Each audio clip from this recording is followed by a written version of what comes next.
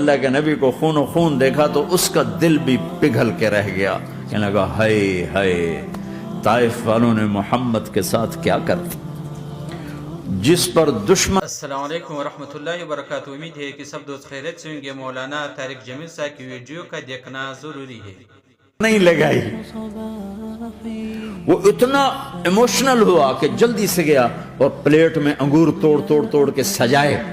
جب جانے لگا تو پھر شرم اور وہ ایک حجاب درمیان میں آڑے آ گیا تو اپنے غلام کو بلایا، عداس کا، عداس یہ لے جا وہ جو آدمی زخمی پڑا اسے جا کر کہنا کہ تمہیں رشتہ داری کی قسم میرے انگور رد نہ کرنا، کھا لے۔ حالانکہ موقع تھا کہ قتل کرتا، ہر وقت قتل کرنے کے منصوبے بنا رہے، موقع تھا کہ قتل کرتا۔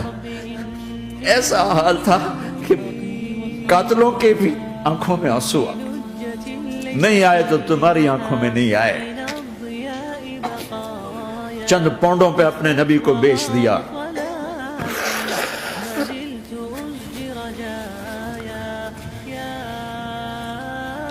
کہنے کا عداس یہ لے جا، وہ جو آدمی لیٹر پڑا اسے کہنا تو میں رشتہ داری کی قسم دیتا ہوں میرے انگور رد نہ کرنا، کھا۔ عداس آئے اور آ کر انگور پیش کیے تو اب آپ نے ایک انگور اٹھا کر بسم اللہ، تو عداس کہنے لگا یہ لفظ یہاں تو لوگ نہیں بولتے۔